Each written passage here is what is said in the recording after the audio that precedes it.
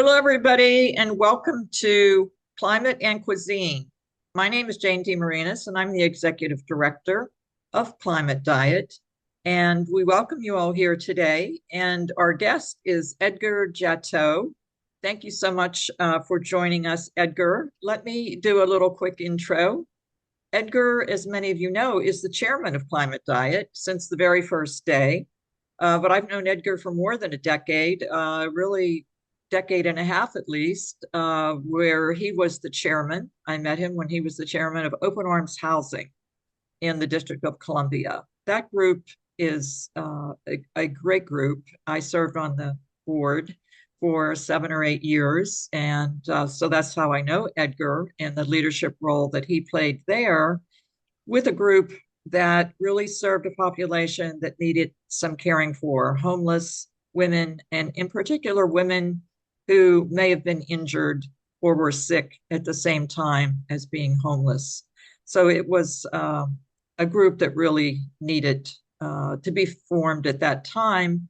And most homeless shelters at that time served men and not women. So when I started Climate Diet 4.5 years ago, I thought of the first person I knew that was a leader and a person who cared and who might just share his expertise to a startup. I went to Edgar, and I was so thankful that Edgar, you said yes. A little bit more about Edgar. He's the principal of Officium LLC, a consulting firm based in Washington, D.C., but he's also the executive director of a nonprofit, Workplace Fairness. And we're going to really go into that today. We have Labor Day coming up in just a few weeks, and workplace fairness is certainly an issue that needs to be dealt with, particularly at this time. Edgar's also a reduced meat consumer, but again, we're going to talk about his expertise in labor law today. So Edgar, welcome again to our Thank you so much, podcast. Jane. Thank you so much for the kind word. So everyone's thinking about the weather right now, Edgar. Today in Washington, it's supposed to feel like 101 degrees. I think the actual outdoor temperature is maybe 94 or 93. But there's a lot of people, we're lucky to be indoors and we can work indoors, but there's a lot of people that aren't so lucky around this country. So let's talk about that. As temperatures rise due to climate change, extreme heat has become a growing problem for outdoor workers, especially farm workers. Edgar, what are some of the most urgent risks facing these workers and others working in extreme temperatures? And what protections are there, that currently exist or alternatively are lacking? You know, when you work outside, particularly in certain professions, there are a lot of heat-related illnesses that can occur, and so it's really important that employees and employers, for that matter, are prepared. And so, in many industries, you do see that there's more emphasis on having a process around assessing heat levels for the day and adjusting safety protocols accordingly, whether it's how much water you're drinking, how much breaks you're taking, how many breaks you're taking, and and just being more alert around the the conditions that could lead to a heat stroke or dehydration, or worse. So one standard thing is that employers must provide a safe working environment, um, that includes any work that's done outside the element. So that is a standard thing that everyone should just remember. And some states now have adopted um, uh, policies or laws around protections for those folks who work out in the heat. Um, I know, I believe Nevada might have one or has on the books, and other states are starting to um, create them in lieu of the federal government. The federal government was looking into creating one, but I didn't think that's happening anytime soon with this current administration. So I just would encourage employers to ensure that they're following any state level um, uh, um, policies that have been adopted in their state. But just remember that if there even if there's an absence of specific protocols or policy recommendations, you still have to provide a safe work environment for all workers, including those that work in the elements and particularly in the summertime, the heat. And I will encourage employees, if they do feel that they're in unsafe work conditions, to raise their voices, or at the very least get educated on how they can protect themselves when working on the elements. So wearing lightweight clothing, wicking material, bringing water with you at all times, wearing a hat, using sunblock, taking breaks when appropriate, looking out for each other, um, and being mindful about the meals you eat, particularly in the morning, to be prepared for the workday. That is very good advice Yeah, to employees and employers, Edgar. yeah. Um, Let me ask you about farm workers. They're essential to our food system, Mm. obviously, yet often have the fewest protections and benefits. How do their working conditions reflect larger systemic issues in both labor rights and environmental justice? Yeah, it when you talk about farm workers, I mean, that is a population where you see a lot of some of the worst labor abuses, just because um it, you know, just by sheer geography, you're in remote places, and also, many farm workers are either undocumented or rely heavily on that income, to support their families, even if they are here with proper authorizations. And so you just see a lot of rampant abuse in those industries, and especially when it comes to providing a safe work environment uh, for farm workers. A lot of farmers just don't do it, which includes, uh, keeping workers safe when working in the elements.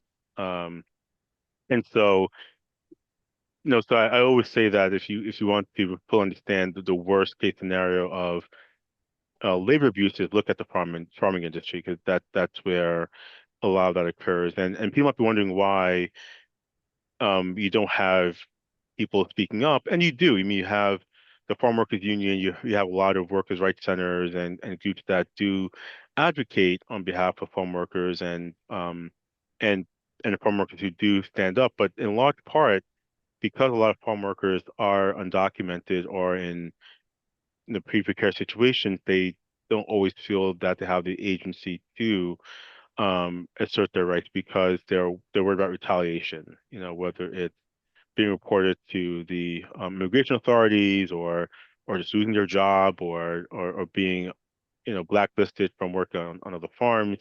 So a lot of farm workers in the precarious situations, um, because of the length that the employers will take to make it less difficult. Thank you for that very comprehensive answer. Yeah. It brings up something to me, and that gets at the injuries to farm Mm. workers. And I went to Penn State. I'm from the state of Mhm. Pennsylvania, and they did a study. They're a big ag school, Right. land grant college, one of the original ones. And they did a study fairly recently about injuries to farm workers and slaughterhouse workers as well. Yeah. A lot of undocumented immigrants in both of those, as you mentioned, Right. and their data was very different than what has been aggregated by the federal government. And part of that, and it's not to disparage the federal government, but they went to emergency rooms across Mhm. the country and asked them, how many injuries do you have from farm workers or slaughterhouse workers? Right. And so, the data was not good. Uh, so it goes beyond heat as Yeah. well. It's the danger of those professions as well. Yeah. Yeah. I mean, you know, it the work is very grueling. It can be backbreaking. Yeah. Uh, it can be just dangerous, when you're dealing with knives, or heavy machinery, uh, or you can slip, so there's a lot of different things that can happen when you're working in agriculture, whether it's with livestock or with produce, and and unfortunately, I think as much as there are, again, laws in the books around maintaining safe work environments and even particularly with farming, there's agencies that their job is to enforce um, safety standards and health standards. It a lot of times, companies know they can just pay the fines and get away with it and you know, keep on business as usual, or they know they can intimidate their workforce to not report things. Uh, it- and so you still have a lot of bad actors out there, and people who are just in really unsafe work environments. That is a very good point.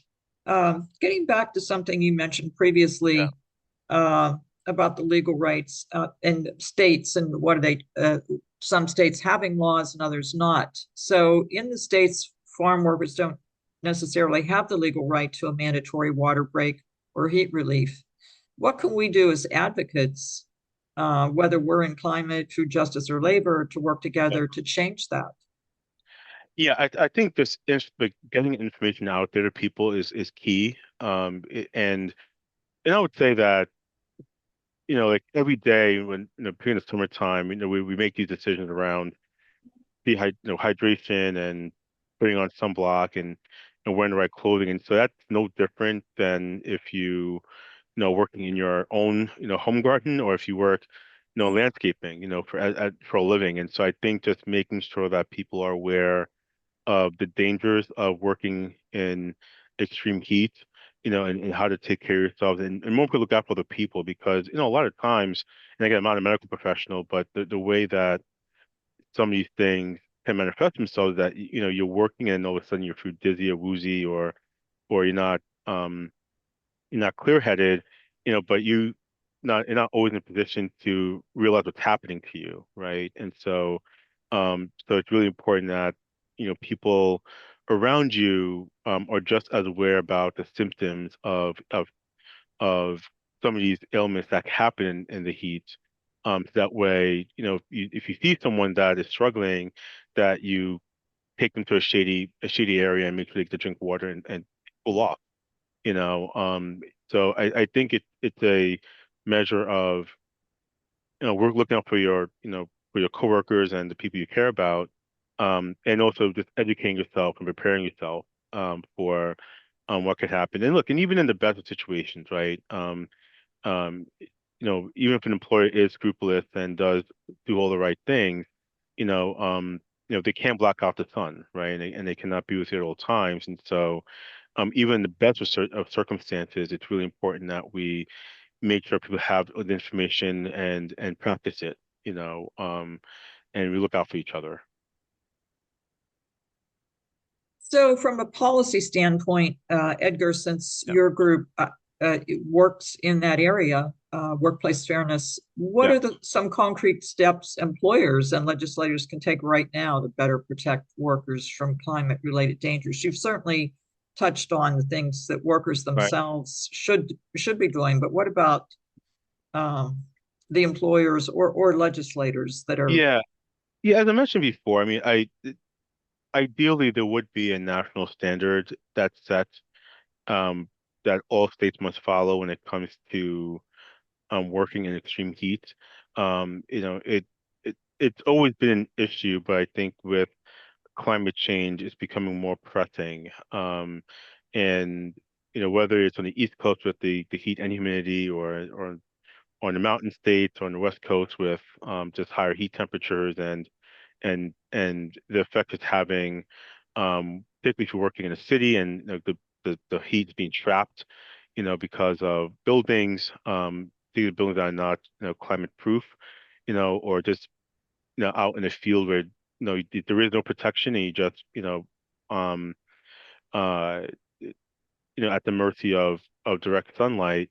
It's just really important to have a national standard about this, so that way you don't have differences in the way this is treated in different parts of the country. And look, and even at the state level, I think there should be state-specific policies depending on the climate you're in and the industries that you tend to have in your state. So not to say that a national policy should be at the that the national policy should happen and there's no state law protection. I think you should have that as well as an extra measure. And usually, the states will go beyond the federal in many cases. And I think this is a place where you would want that, particularly if you're in locations where you get more heat than most other places, right? And you want to ensure people's safety. Um, but notwithstanding that, whether you have policies or not, I think employers, would be good um, stewards of their workplaces by having their own policies.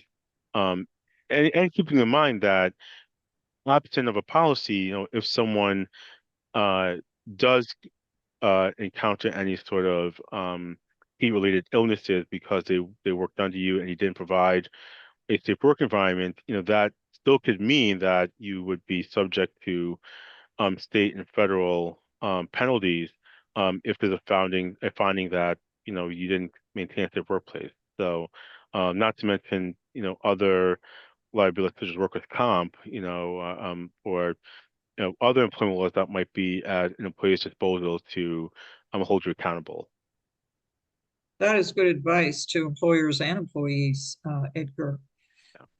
What role can the individual consumer play in supporting climate resilient and worker respecting food systems? Is it just about what we buy, or is there more to it that you think consumers can do Yeah, in this area?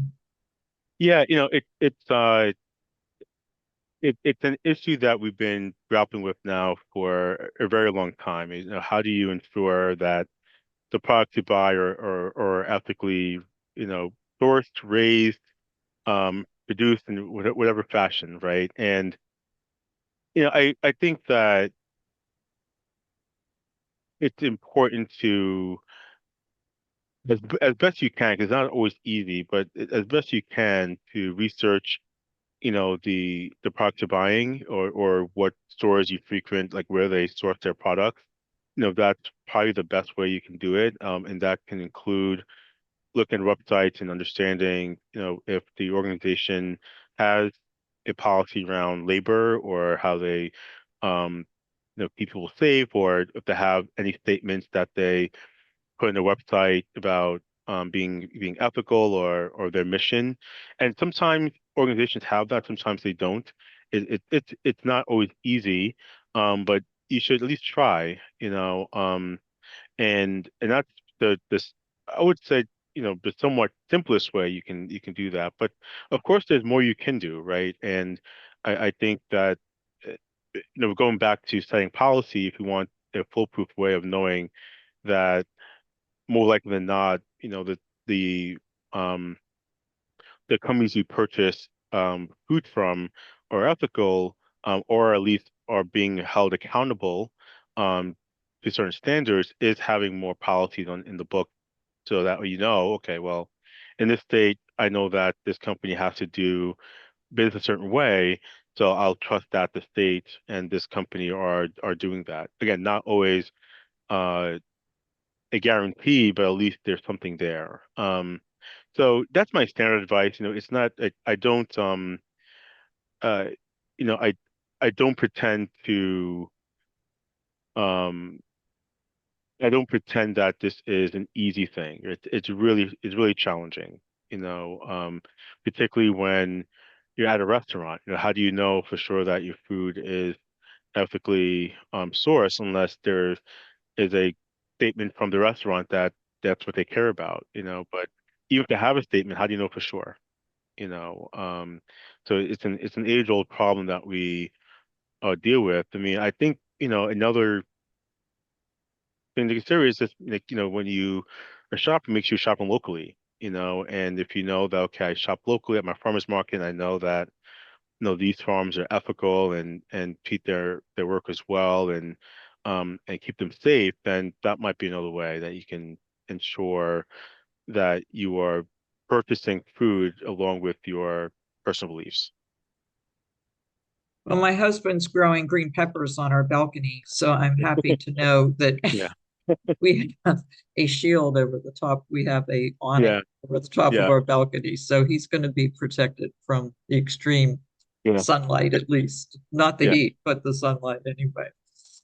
Um, so, Edgar, the last question I have yeah. is what if there's one thing you wish more people understood about the intersection of climate change and workers and worker rights, what would that be if there's just one thing? A very good question. Um, I wish people understand how interconnected it is, right? And it's a challenging question because like where do you start? You know, what do you pick?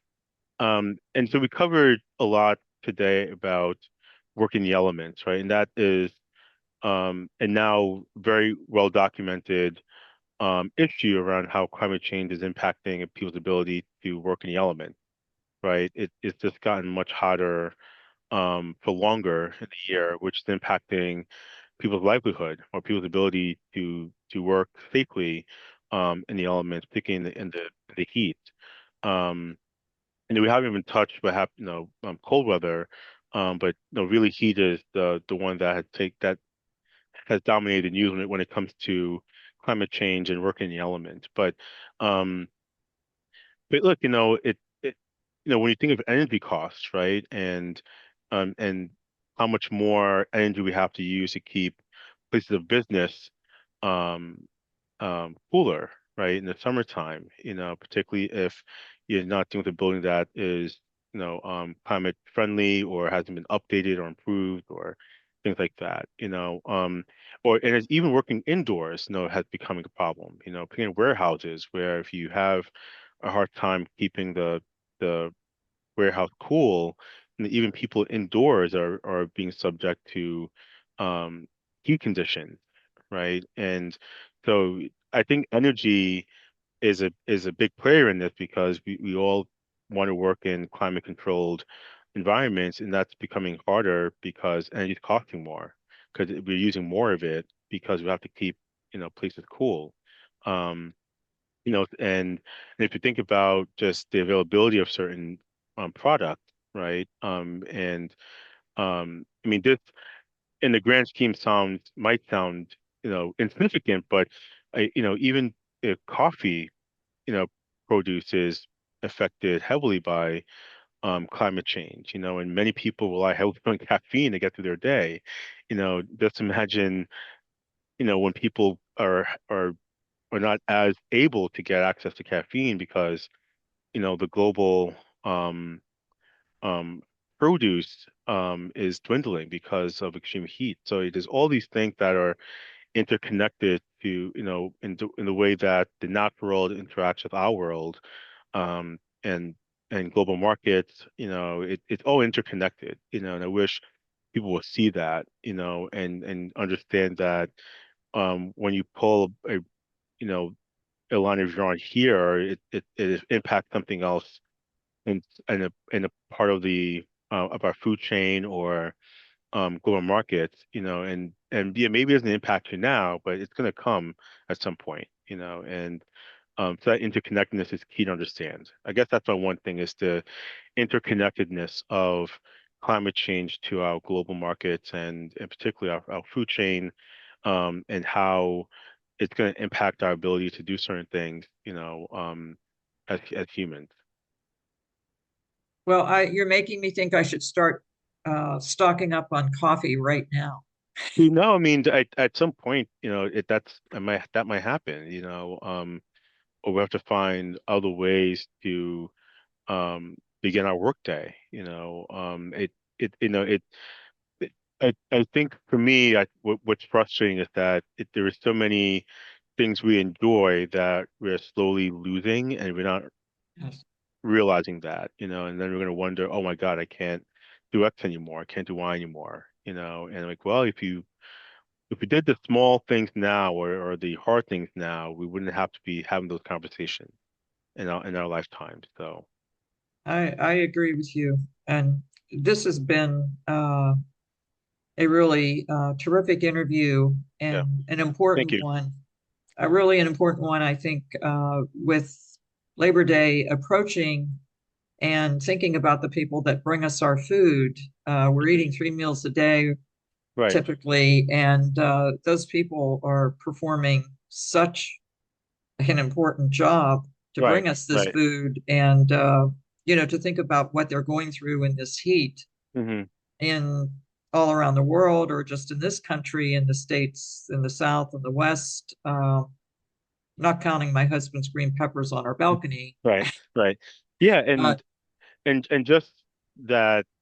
Remember, like people rely have people's livelihood relies on farming, right? And society rely heavily on farming, and so if that is impacted because people can't work as long or you can't grow certain things anymore, you know, it's a trickle effect. Then people can't earn wages and farmers can't earn a living, then society can't eat, what they're, and the calories we're consuming as a society to, you know, to um, to stay, you know, um afloat, right? And that's the impact I'm talking about that people I don't think are really internalizing. yeah, and that is certainly a good point too. If we lose those workers and or they lose their jobs Yeah, as well. Well, this has been a great interview. Edgar, thank you so much for yeah, the no work problem. that you've done for Climate Diet, but for the Yeah, work at your important organization, Workplace Fairness. And this is Climate Diet signing off. Thank you for being with us. I'm Jane DeMarinis, Executive Director of Climate Diet, and this has been Climate and Cuisine. Thank you, everybody. thank you.